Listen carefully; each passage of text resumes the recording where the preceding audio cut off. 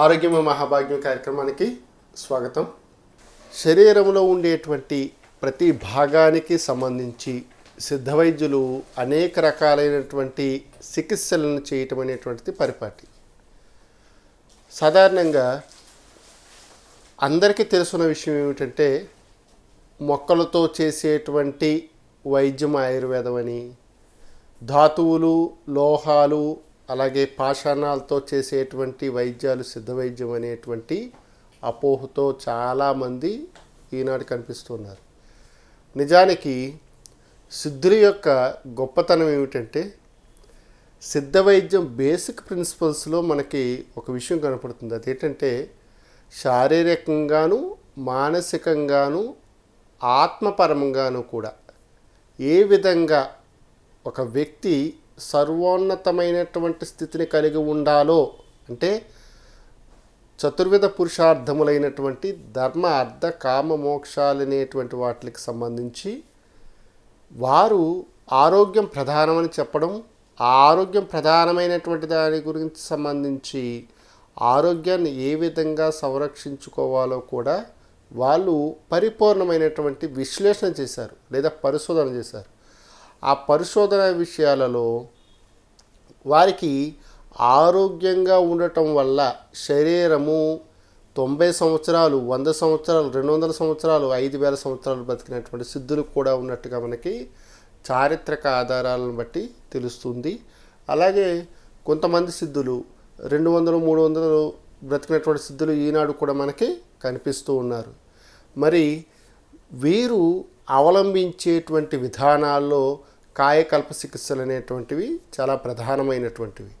సాధారణ జనాలకి కేవలం రోగాలు తగ్గితే చాలు, నా పిల్లలను చూసుకుంటే చాలు, లేదా నా జీవితంలో ఇంత సంపాదించుకోవాలనే ఒక టార్గెట్, గోలు ఉంటుంది. కానీ సిద్ధులకి, సిద్ధ పురుషులకి, మహాత్ములకి ఉండేటువంటి ఏమిటంటే వారు శరీరంతో పాటుగా సాక్షాత్ శివస్వరూపాన్ని దర్శించాలనేటువంటి కోరికతో ఎప్పుడూ మమేకమై, శివుడితో మమేకమై ఉంటూ ఉంటారు. కాబట్టి సిద్ధులకి ప్రాపంచిక విషయాల మీద ఎప్పుడూ కూడా ఆసక్తి ఉండదు. కాబట్టి వారి వేషధారణ కానీ, వారి మాట తీరు కానీ అన్నీ పరమాత్మ సంబంధమైనటువంటి విషయాలుగా ఉంటాయి. కానీ కేవలము ప్రాపంచిక విషయాల మీద, కోరికల మీద వారికి ఉండవు, ఉండకూడదు కూడా. ఎవరైతే ప్రాపంచిక విషయాల గురించి ఆలోచిస్తూ ప్రాపంచిక విషయాల గురించినటువంటి తర్జన భర్జన చేస్తూ ఉంటారో వారికి కర్మ అనేటువంటిది ఇంకా పక్వం కాలేదని అర్థం. అంటే సిద్ధ వైద్యంలో కూడా అనేక రకాలైనటువంటి మెట్లు లేదా తరగతులు ఉంటూ ఉంటాయి. అంటే ఒక స్టెప్, అంటే ఒక ఫస్ట్ స్టెప్లో ఒక సిద్ధుడిని దర్శించడం అనేటువంటిది ఫస్ట్ స్టెప్. ఆ సిద్ధుడి గురించి ఆలోచించటం, సిద్ధుని యొక్క స్థితిలో మనం అనుకరించడం అనేటువంటి రెండో స్టెప్. అలాగే పరిపూర్ణమైనటువంటి సిద్ధత్వం పొందటం, అంటే ప్రకృతిలో ఉండేటువంటి పంచభూతాలని తన ఆధీనంలోకి తెప్పించుకోగలిగేటువంటి సామర్థ్యం ఎవరికైతే వస్తుందో వారు పరిపూర్ణమైనటువంటి సిద్ధుడు. ఎవరికైతే పంచభూతాలు ఆధీనం అవుతాయో వారు సాక్షాత్తు పరమేశ్వర స్వరూపము. ఎందుకనంటే ప్రాపంచము, ప్రా ప్లస్ పంచము, అంటే ప్రథమంగా ఏర్పడినటువంటి పంచభూతాలు ఏవైతే ఉన్నాయో, అంటే జగత్తు అంతా పంచభూతమయమేమో అని మనకి సాంఖ్యయోగం దగ్గర నుంచి కర్మయోగాలన్నిటిలోనూ చెప్పబడినటువంటి భారతీయ సనాతన ధర్మంలో పంచభూతాలకు ఇచ్చేటువంటి ఒక ముఖ్యమైనటువంటి మౌలికమైనటువంటి సూత్రంలో పంచభూతాల వల్లనే సమస్తము ఏర్పడిందని మనకి హైందవ సంస్కృతి సంప్రదాయాల్లో చెప్పబడింది. ఈ హైందవ సంస్కృతి సంప్రదాయాల్లో పంచభూతాలకు సంబంధించినటువంటి విజ్ఞానాన్ని అవపోసన పట్టిన వాళ్ళే సిద్ధులు. ఈ సిద్ధత్వం అనేటువంటి దాంట్లో వారు పంచభూతాలలో ఏ భూతం యొక్క అసమతుల్యత వల్ల ఏ రోగం వస్తుందో, ఏ భూతాలు కలగటం వల్ల ఏ రోగాలు వస్తున్నాయో, వారు పుట్టినప్పుడు ఏ భూతం అధికంగా ఉందో ఇవన్నీ కూడా వాళ్ళు కేవలం కంటి చూపుతో చెప్పగలుగుతారంటే ఎంత ఆశ్చర్యం అది. అటువంటి సిద్ధులు ఈనాడు అనేక మంది కనిపిస్తూ ఉన్నారు. కానీ సిద్ధ వైద్యం పేరుతో చాలామంది కూడా ఇబ్బంది పెడుతున్నటువంటి విషయాలు మనకి కనిపిస్తూ ఉంటూ ఉంటాయి. నిజానికి నిజమైనటువంటి సిద్ధ వైద్యుడు ఎవరైతే ఉన్నారో ఆయన కేవలము చూపు చూచినంత మాత్రమే మనలో ఉండేటువంటి రోగాలు కానీ మన మానసికమైనటువంటి దోషాలు కానీ తొలుగుతాయని మనకి సిద్ధ సంప్రదాయాల్లో చెప్పబడింది. అఖండ మండలాకారం వ్యాప్తం ఏన చరాచరం తత్పదం దర్శితం జ్ఞానం తస్మై శ్రీ గురువే నమః అంటూ గురుగీతలో చెప్పినటువంటి సాక్షాత్తు పరమేశ్వరుడు గురుగీతలో చెప్పినటువంటి ఈ శ్లోకం ఏదైతే ఉందో అది సాక్షాత్తు గురువులకే గురువైనటువంటి దక్షిణామూర్తి సాంప్రదాయం ఉండేటువంటి గురు స్వరూపం గురించి చెప్పినటువంటి విషయం. అంటే గుకారో అంధకారిష్య రుకారో జ్ఞానం ఉచ్యతే. కాబట్టి గురు సాంప్రదాయంలో జ్ఞానం అంటే తెలివనే కాదు, పరమాత్మను చేరుకునేటువంటి జ్ఞానమే జ్ఞానము, కానీ ప్రాపంచికమైనటువంటి విషయాలోచనకు సంబంధించినటువంటి విషయ వివేచనకు సంబంధించినటువంటి జ్ఞానము కాదు. ఎప్పుడూ కూడా జ్ఞానం అనేటువంటిది వ్యవహారికంలో చెప్పేటప్పుడు ఆధ్యాత్మికమైనటువంటి విషయాలలో అన్వయం చేయటం లేదు. వారి తెలివితేటలంటే డబ్బు సంపాదించడానికో లేకపోతే సంఘంలో వారి పేరు రావడానికి సంబంధించో చేస్తున్నారు తప్ప ముముక్షత్వము మోక్షత్వం పొందటానికి సంబంధించిన జ్ఞానమే నిజమైన జ్ఞానం. కాబట్టి వేదాలలో మనకు చెప్పినప్పుడు కూడా వేదము అంటే నిజమైనటువంటి జ్ఞానము, అంటే పరమాత్మకు సంబంధించినటువంటి జ్ఞానం చెప్పేటువంటిది. అటువంటి దాన్ని కేవలం ప్రాపంచిక విషయాల్లో అన్వయించుకోవడం అనేటువంటిది ఇంకా ప్రకృతితో మనకి ఏవో సంబంధాలు ఉండటం వల్ల కర్మ సంబంధమైనటువంటి విషయాలు మనకి సరిగ్గా అవగతం అవ్వకపోవడం వల్ల, లేదా కర్మ అంటే ప్రారబ్ధ సంచిత ఆగామి కర్మల యొక్క మోక్షత్వం మనకి ఇంకా కలగలేదని అర్థం. కాబట్టి త్రివిధములైనటువంటి కర్మలు ఏవైతే ఉన్నాయో ఆ కర్మలని నివృత్తి చేయాలి అనుకునేటువంటి వారు ఎవరు అంటే, ఎవరికైతే మోక్షత్వం ఇవ్వాలని పరమాత్మ సంకల్పిస్తారో వారు గురువు ద్వారా వారికి ఆరోగ్యం కలిగించేటువంటి స్థితిని సిద్ధులకి ఆ పరమేశ్వరుడు అందజేస్తాడు. కాబట్టి సిద్ధులు మన దగ్గరకు వచ్చినప్పుడు త్రికరణ శుద్ధిగా వారిని సేవించడం అనేటువంటిది చాలా ముఖ్యమైనటువంటి విషయం. అలాగే సిద్ధులు కూడా వారిని ఒక తల్లిదండ్రుల కిందో గురు శిష్యుల కిందో చూడాలి, కానీ మరొక భావంతో చూడకూడదనేటువంటిది నియమం కూడా ఉంది. కాబట్టి ఇద్దరూ కూడా పరమాత్మ స్వరూపమైనటువంటి వారి కింద చూస్తూ ఉన్నట్లయితే ఖచ్చితంగా వారికి మోక్షత్వం అనేటువంటిది, అంటే ఇహలోకంలో శారీరకమైనటువంటి బాధలు లేకుండా పర సాంగత్యంలో అంటే పరమాత్మ వైపుకి వెళ్ళినప్పుడు వారికి ఎటువంటి అడ్డంకులు లేకుండా పరమాత్మ దర్శనం జరగాలంటే సిద్ధుల యొక్క జ్ఞానము చాలా ఉత్కృష్టమైనది. కాబట్టి సిద్ధుల యొక్క కొన్ని విషయాలు మనం చెప్పుకోవటం వల్ల వారి యొక్క స్థితి మనకి అవగతం అవుతుంది. కాబట్టి నేను ప్రతి ఎపిసోడ్లో కొన్ని విషయాలు చెప్పడానికి గల కారణం ఏమిటంటే, గురువు గురించి ఎంత చెప్పుకుంటే అంత జ్ఞానం మనకు కలుగుతుంది. కాబట్టి గురు సాంగత్యం గురించి చాలా విశేషమైనటువంటి చరిత్రలు కానీ మనకి కథలు కానీ అలాగే పురాణ ఇతిహాసాల్లో కానీ చెప్పడం జరుగుతుంది. మన హైందవ సంస్కృతి సాంప్రదాయాల్లో మీకు తెలుసున్నది, మన సిద్ధ వైద్యంలో కూడా ప్రధానమైనటువంటి అగస్త్యుడు అనే పేరు కలిగినట్టు ఈయన కుంభసంభవుడు అనేటువంటి పేరుతో పిలిచినప్పటికీ అనేక మంది అగస్త్యులు ఉన్నారు. ఉదాహరణకి రామాయణ కాలంలో ఉండేటువంటి అగస్త్యుడు ఎవరైతే ఉన్నారో ఆయన రావణాసురుణ్ణి చంపటానికి నా వల్ల కాదు అనేటువంటి పరిస్థితుల్లో శ్రీరామచంద్రుడు చింతాకాంతమై ఉన్నప్పుడు, సీతావియోగు దిక్కుతుడై ఉన్నప్పుడు ఆయనకి జ్ఞానోపదేశం చేసి శివగీత అనేటువంటి ఒక గీతకి సంబంధించినటువంటి పాశుపత వ్రతాన్ని కూడా వారు చెప్పడం జరిగింది. అంటే శివుడికి సంబంధించినటువంటి పాశుపత దీక్షనిచ్చినట్టుగా మనకి రామాయణ కథల్లో చెప్పడం జరుగుతుంది. అంటే ఒక మానుష రూపంలో జన్మించినటువంటి దైవాంశ స్వరూపమైనటువంటి శ్రీరామచంద్రుడికి కూడా మానుష జన్మ ఎత్తడం చేత ఇక్కడుండేటువంటి దైవిక మాయ దైవీ హేష్య గుణమయ్యి మమ మాయా దురచ్చయ మామేవయ్యే ప్రపంచంతే మాయామేతాం తరంతితే అనేటువంటి భగవద్గీత శ్లోకంలో చెప్పినట్టుగా ఎవరైనా సరే ఈ మాయలో పడినప్పుడు పరమాత్మ యొక్క స్థితి అవగతం అవుతుంది. కాబట్టి కామ క్రోధ లోభ మోహ మదమాశ్చర్యం అనేటువంటి అరిషడ్వర్గాలను ఎవరైతే జయిస్తారో వారు జ్ఞానం వైపు అడుగులు వేస్తారు. ప్రకృతితో ఉన్నప్పుడు ఈ అరిషడ్వర్గాలు జయించడం ఎవరి తరం కాదు. కాబట్టి పరమాత్మ స్వరూపుడైనటువంటి శ్రీరామచంద్రుడు వారు కూడా సీత అనేటువంటి ఆ భార్య ఎవరైతే ఉన్నారో ఆ వియోగము చేత తన స్వస్వరూపాన్ని మర్చిపోయి మామూలు మానవుల్లాగా చింతించటం వల్ల ఆయనకి చేయవలసినటువంటి పని తెలియకుండా పోయింది. కాబట్టి అటువంటి టైంలో ఎవరు వచ్చారు? అగస్త్య మహాముని అనేటువంటి ఆయన దగ్గరికి వచ్చి జ్ఞానబోధ చేసి నువ్వు సాక్షాత్తు దైవస్వరూపం శ్రీమన్నారాయణుడు అని చెప్పి ఆయనకి ఆదిత్య హృదయం లాంటివి, అలాగే పాశుపతీక్షలు, అలాగే కొన్ని స్తోత్రాలు కూడా చెప్పడం జరిగిందని మనకి రామాయణ కథల్లో చెప్పడం జరుగుతుంది. కాబట్టి దైవాంశ సంభూతులైనటువంటి వారికే ఉపదేశం చేయగలిగేటువంటి జ్ఞానం ఉండేటువంటి అగస్త్యుడి చేత చెప్పబడినటువంటి సిద్ధవైద్యం అనేటువంటిది ఎంత ఉత్కృష్టమైందో కదా. మరి సామాన్యులమైన మనకు కూడా అర్థమయ్యేటువంటి భాషలో వారి యొక్క పరిశోధనలు చేసి, ఓకే మీకు ఎప్పటికీ తగ్గని రోగం వచ్చిందనుకోండి, ఏం చేయాలో వాళ్ళు చిన్న చిట్కాలు చెప్పారు, అలాగే చిన్న చిన్న మందులు చెప్పారు, చిన్న చిన్న ప్రాయశ్చిత్త కర్మలు చెప్పారు.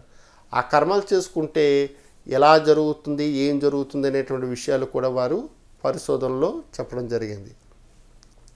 మనము సిద్ధవైద్యుల యొక్క ఔన్నత్యాన్ని తెలుసుకుని అటువంటి సిద్ధవైద్యుని మనం చేరుకున్నప్పుడు మనకి శారీరకంగాను మానసికంగాను ఆత్మపరంగాను ఒక పరిపక్వత ఏర్పడాలి. చాలామంది అనుకుంటారు సిద్ధుడి దగ్గరికి వెళ్ళినంత మాత్రం మనకు పరిపక్వత రాదు. సిద్ధుడు చెప్పినట్టు విషయాలు మనం తూచా తప్పకుండా ఆచరించాలి. ఆచరించినప్పుడు ఏమవుతుంది? ఆ కర్మ ఏదైతే ఉందో ఆ కర్మ తప్పించుకోవటానికి అతనికి, ఆ జీవుడికి అవకాశం ఏర్పడుతుంది. కాబట్టి గురు సాంగత్యంతో గురువైనటువంటి సిద్ధ గురువుకి రోజు నమస్కారం చేసుకుంటూ ఈరోజు మన ఎపిసోడ్లో అగస్త్యుడు అనేటువంటి వారి యొక్క ఆశీస్సులు అందరికీ ఉండాలని కోరుకుంటూ, సిద్ధవైద్యంలో ఉత్కృష్టమైనటువంటి అగస్త్య మహాముని ఎవరైతే ఉన్నారో వారి యొక్క కరుణా కటాక్షాలు ఈ పిఎంసి ఛానల్లో ఆరోగ్యమే మహాభాగ్యం వీక్షిస్తున్నటువంటి మీ అందరికీ వారి యొక్క ఆశీస్సులు ఉండాలని కోరుకుంటూ, మరి ఈరోజు ఎపిసోడ్లో మన చిట్కాలు కొన్ని చెప్పుకోవాలి కదా. ఈ చిట్కాలు కేవలం ఏమిటంటే ఒక చిన్న రెమెడీ కింద నేను చెప్తున్నాను. దాన్ని మీరు తూచా తప్పకుండా ఎలా చెప్పానో అలా పాటించినప్పుడు దాని యొక్క ఫలితాలు కలుగుతాయి. ఒకవేళ కలగలేదనుకోండి ఫలితాలు, మీరు దగ్గర ఉండేటువంటి సిద్ధ వైద్యుని సంప్రదించి అది మీరు వాడుకోవచ్చా వాడుకోకూడదా, వాడుకున్నప్పుడు ఏ ప్రికాషన్స్ తీసుకోవాలో కనుక్కోండి, ఖచ్చితంగా చెప్తారు. ఎందుకంటే సిద్ధుల యొక్క అభిమతం ఏమిటంటే డబ్బు సంపాదించటం కాదు, పేరు సంపాదించటం కాదు. వారి యొక్క అభిమతం ఏంటంటే సర్వజనులు చిట్ట చివరి స్థానంలో కైవల్యం పొందాలనేటువంటిది. అది మానసికంగాను శారీరకంగాను ఆత్మపరంగాను కూడా జరగాలని సిద్ధుల యొక్క సంకల్పం. కాబట్టి నేను ఎపిసోడులో ఒక హాఫ్ అన్ అవర్ కార్యక్రమంలో కొన్ని విషయాలు చెప్పొచ్చు, కొన్ని విషయాలు చెప్పలేకపోవచ్చు. అది సందర్భానుసారంగా జరుగుతూ ఉంటుంది. కానీ ఎపిసోడ్ అన్లిమిటెడ్ అయినప్పుడు కొన్ని విషయాలు మనం పరిపూర్ణంగా చెప్పడానికి అవకాశం ఉంటుంది. కాబట్టి మీ కిందటి ఎపిసోడ్లో కొన్ని మెటలర్జీకి సంబంధించినటువంటి విషయాలు మనం మాట్లాడుకున్నాం కదా. అలాగే ఈరోజు మన టాపిక్లో మెటలర్జీకి సంబంధించిన లోకశాస్త్రానికి సంబంధించినటువంటి కొన్ని విషయాల్ని మనం చిట్కాల రూపంలో తెలుసుకోవడానికి ప్రయత్నించేద్దాం. ఉదాహరణకి మనకి రాగికి సంబంధించినటువంటి విషయాలు ఈరోజు మన ఎపిసోడ్లో తెలుసుకుందాం. చాలామందికి ఈ మధ్యకాలంలో మలమూత్రాల యొక్క ఇబ్బంది కలుగుతూ ఉంది. ఉదాహరణకి ఉదయం లేవగానే మలమూత్రాల విసర్జన అనేటువంటిది జరగాలి. కానీ చాలామంది రాత్రి 12 గంటలకు 1 గంటలకు పడుకుంటే వాడు ఎప్పుడు లెగుస్తున్నాడో తెలియదు, ఎప్పుడు 1-2 అవుతుందో వాడికి తెలియదు. వాడి శంకలు బాగా ఎక్కువయ్యి వారికి మూల శంకలు వస్తున్నాయి అన్నమాట. కాబట్టి ఈ శంకా నివృత్తి కోసం ఎప్పుడు పడుకోవాలి ఎప్పుడు పడుకోకూడదు అనేటువంటిది మనకు వైద్యశాస్త్రంలో చెప్పబడింది. ఉదాహరణకి ఏ వ్యక్తి ఎప్పుడు పడుకోవాలి ఎప్పుడు పడుకోకూడదు అనేటువంటి విషయాలు దినచర్య అనేటువంటి దాంట్లో మనకి ఆయుర్వేద శాస్త్రంలోనూ అలాగే సిద్ధ వైద్యంలో కూడా చెప్పబడింది. చాలామంది అంటూ ఉంటారు, మాకు నైట్ షిఫ్ట్ అండి అంటారు. నైట్ షిఫ్ట్ ఏమిటి? డే షిఫ్టు నైట్ షిఫ్ట్ 2 షిఫ్ట్లు ఉంటాయి కదా. మరి నైట్ షిఫ్ట్ ఉన్నటువంటి వాళ్ళు ఏ విధంగా పాటించడం వల్ల వాళ్ళకి లేచిన వెంటనే మోషన్ అవుతుంది, అలాగే డే షిఫ్ట్ ఉన్న వాళ్ళకి ఎలాగా ఉదయం లేచిన వెంటనే మలమూత్రాలు అవ్వాలి, అలాగ అవ్వటానికి ఏమి చేయాలనేటువంటి విషయాలు మనం తెలుసుకోవాలి. ఎందుకంటే ఈ యాంత్రిక యుగంలో ఏ మనిషి ఎప్పుడు పడుకుంటున్నాడో తెలియదు, ఎప్పుడు లెగుస్తున్నాడో కూడా ఎవ్వరికీ తెలియదు. కాబట్టి ముడ్డే మూల కారణం సర్వవ్యాధులకునని ఎవరైతే మహాత్ములు ఎవరో చెప్పారో తెలియదు, కానీ రోజు కూడా ఎవరికైతే మలమూత్రాలు ప్రశాంతంగా వెళ్తాయో వారిలో ఉండేటువంటి మలినాలన్నీ కూడా బయటకు పోతాయని మనకి శాస్త్రంలో చెప్పబడింది. మరి శారీరకమైన శుద్ధికి మలమూత్రాలు అనేటువంటిది నిరాటంకంగా చాలా సుఖవంతంగా జరగాలి కదా. అటువంటివి జరగటానికి సిద్ధ వైద్యంలో రాగి పాత్ర యొక్క విశేషాన్ని చెప్పడం జరిగింది. ఆ రాగి పాత్రకు సంబంధించినటువంటి కొన్ని విశేషాలు చెప్పుకోవడంతో పాటుగా మరికొన్ని ఉపలబ్ధమైనటువంటి లేదా కొన్ని విషయాలను మళ్ళీ దాని గురించి చర్చించుకుందాం. ఈరోజు మలమూత్రాలకు సంబంధించినటువంటి మెటాలజీకి సంబంధించినటువంటి విషయాలు మనం తెలుసుకుందాం. ఇందులో రాగికి సంబంధించినటువంటి ఒక విషయాన్ని మీకు ప్రస్తావన చేయడానికి ప్రయత్నం చేస్తాను. అదేమిటంటే, చాలామంది రాగి పాత్రలో నీళ్లు తాగటం వల్ల మోషన్ ఫ్రీగా అవుతుందని, మంచిదని, ఆరోగ్యమని చెప్తున్నారు. రాగి పాత్రలో నిజంగా నీరు తీసుకోవటం వల్ల మలమూత్రాలు అవుతాయా? ఎవరికి అవుతాయి? ఎందుకు అవుతాయి? ఎందుకు తీసుకోకూడదు? ఎందుకు తీసుకోవాలి అనేటువంటిది ఇప్పుడు మనం చర్చించుకుందాం. ఇది నేను చెప్పేటువంటి విషయం అంతా కూడా సిద్ధ సాంప్రదాయంలో ఉండేటువంటి విషయం మాత్రమే ప్రస్తావన చేస్తున్నాను. వారు చెప్పినటువంటి వాటిల్లో ప్రతి పదార్థానికి ఒక ద్రవ్యగుణం ఉంటుంది. ద్రవ్యగుణం అంటే రస, గుణ, వీర్య, విపాక, ప్రభావ కర్మలు అనేటువంటి ఇది ఆయుర్వేద వైద్య శాస్త్రం కూడా అంగీకరించినటువంటి విషయం. అలాగే హోమియోపతి శాస్త్రము, అలాగే అలోపతి, అలాగే యునాని అన్ని వైద్య శాస్త్రాలు కూడా ద్రవ్యగుణము అంటే మనకి ఫార్మకోపియా అంటాం కదా, మరి అటువంటి ఫార్మకోపియాలో బేసిక్ ఫండమెంటల్ రూల్స్ అనేటువంటివి ఉంటాయి. ఈ బేసిక్ ఫండమెంటల్ రూల్స్లో వారు ద్రవ్యగుణాన్ని పాత్రను బట్టి కూడా చెప్పడం జరిగింది. అంటే మనం వండేటువంటి పాత్ర, తాగేటువంటి నీటి యొక్క పాత్ర, అలాగే మనం ధరించేటువంటి లోహాల యొక్క విశేషాలు ఏవి ఉంటాయో అనేటువంటి విషయాలు వాళ్ళు చెప్పడం జరిగింది. ఉదాహరణకి రాగి పాత్రలో నీళ్ళు తీసుకుంటే ఏం జరుగుతుందనే విషయం గురించి మాత్రమే ఈరోజు మనం తెలుసుకుందాం. మరిన్ని ఎపిసోడ్లో మరో కొన్ని విషయాలు మనం తెలుసుకోవడానికి ప్రయత్నం చేద్దాం. రాగి అనేటువంటి ఒక పాత్రకి లేదా లోహానికి ఉండేటువంటి గుణాలను కనుక మనం విశ్లేషణ చేసుకున్నట్లయితే ఈ రాగి పాత్రకు సంబంధించి కషాయ, తిక్త రసాలు ఉంటాయి. అంటే కషాయ రుచి ఉంటుంది, తిక్తము చేదు రుచి ఉంటుంది, కటు రసం కూడా ఉంటుంది, అంటే కారంగా ఉంటుందట. సో ఈ 3 రుచులు ఉంటాయని మనకి సిద్ధులు చెప్పడం జరిగింది. అలాగే ఆయుర్వేద వైద్య గ్రంథాల్లో కూడా చెప్పడం జరిగింది. మరి గుణాలు ఉంటాయి. సాధారణంగా రాగి పాత్రకి లఘు గుణం ఉంటుంది, అంతేకాకుండా దాంట్లో రోక్ష గుణం ఉంటుంది. లఘు గుణం అంటే తేలిక గుణం, రోక్ష గుణం అంటే ఎండించే గుణం, అంటే శరీరాన్ని కృషింపజేసేటువంటిది, స్థౌల్యాన్ని హరించేటువంటి క్యాపబిలిటీ ఉండేటువంటిది. అలాగే కషాయ రుచిలో గ్రాహి అన్నిటిని తన వైపు లాగుకునేటువంటి గుణాన్ని కషాయ రసంలో ఉంటుంది. రసమైంది, గుణమైంది. వీర్యము, రాగి పాత్రలో నీరు వేసుకున్నప్పుడు మనకి ఉష్ణత్వం పెరుగుతుంది, అంటే ఉష్ణవీర్యము. రాగి అనేటువంటిది ఉష్ణవీర్యం. ఎందుకనంటే మీకు జ్యోతిష్ శాస్త్రంలో కూడా కుజ సంబంధమైనటువంటి లోహం కింద మనకి రాగిని చెప్పడం జరుగుతుంది.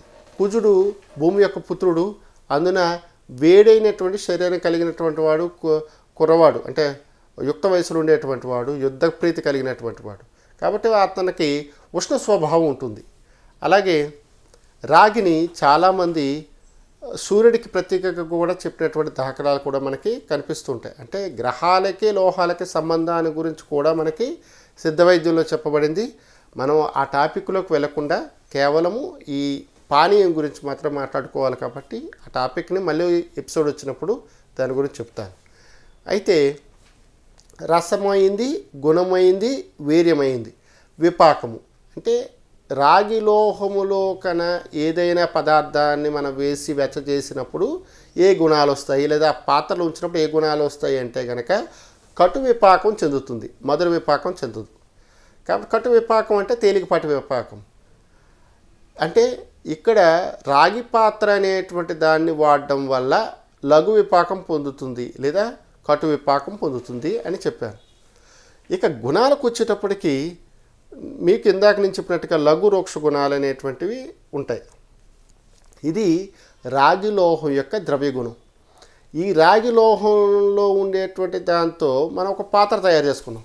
ఈ పాత్రలో మనం ఏం చేసాము, అప్పుడే పారేటి సెలయేరులోంచి తెచ్చినటువంటి నీరు కానీ, చలనత్వం కలిగినటువంటి నీరు కానీ, లేదా మురికి వాసన లేనటువంటి నీరు కానీ తీసుకొచ్చి అందులో పోయాలి. అప్పుడు రాగి పాత్రను శుభ్రంగా కిలుము లేకుండా తోముకోవాలి. ఇప్పుడు నిలవైనటువంటి నీరు తీసుకోవడం వల్ల ప్రతి మనిషి కూడా నిస్తేజుడు అవుతాడు. వారికి గ్యాస్ట్రిక్ సంబంధమైనటువంటి రోగాలు వస్తాయి. కాబట్టి ఈరోజు మనకి వాటర్ బాటిళ్ళు 10-15 రోజులు ఫ్రిడ్జ్లో దాచుకున్నట్టు వాటర్ బాటిల్ మంచిగా తాగుతున్నాం కదా. దానివల్ల ఏం జరుగుతుందని మన సిద్ధులు చెప్పారు తెలుసా? అందరికీ మలబద్ధకం అనేటువంటి మంచి రోగం వస్తుంది, గ్యాస్ట్రిక్ అనేటువంటి రోగం వస్తుంది, మనం ఎంత సంపాదించినా తినలేనటువంటి అజీర్తి రోగాలు వస్తాయి. కాబట్టి ఫ్రిడ్జుల్లో వాటర్ పెట్టుకునేటువంటి వాళ్ళందరికీ కూడా ప్యాంట్ ఆఫ్ డిఎస్ఆర్ వేసుకోండానో లేకపోతే త్రిఫల చూర్ణాలు వేసుకోండానో మళ్ళీ మేమే వైద్యాలు చెప్తాం. కాబట్టి ఎప్పుడూ కూడా చలనత్వం కలిగినటువంటి నీటిలో జీవత్వం ఉంటుంది. అటువంటి నీరు ఫ్రెష్గా ఉండేటువంటి వాటర్ని మాత్రమే తీసుకోవాలి, కానీ నిల్వ నీరుని కానీ నిల్వ ఆహారాన్ని కానీ ఎట్టి పరిస్థితిలో తీసుకోకూడదు. అది అగ్నిమాంద్యాన్ని కలిగిస్తుంది. నిల్వ జలాన్ని గనక తీసుకున్నట్లయితే అగ్నిమాంద్యము అంటే ఆకలి లేకుండా చేస్తుంది. అందున గురుత్వం అయిపోతుంది. అంటే గురుత్వం అంటే ఆకలి వేయకుండా ఎక్కువసేపు ఉండాలి అంటే ఏం చేయాలి, ఫ్రిడ్జ్లో నీళ్ళు తాగాలి. అప్పుడు ఆకలి తగ్గుతుంది అన్నమాట. ఎందుకని, ఉష్ణానికి శీతలం ఆపోజిట్ కాబట్టి ఆ విధంగా జరుగుతుంది. మరి రాగి పాత్రలో రాత్రి నీళ్ళు వేసుకుంటున్నాం, పొద్దున తాగుతున్నాం కదా, మరి అప్పుడు నిల్వ అయినటువంటి నీరే కదా. ఏం జరుగుతుందంటే రాగి పాత్రలో ఉండేటువంటి గుణంలో ఉష్ణ గుణము అలాగే లఘు గుణము ఉంది కదా, అది నీటికి సంక్రమించి ఆ నీళ్లు ఒకరోజు పాడైపోకుండా చేసేటువంటి క్యాపబిలిటీ దానికి ఉంది.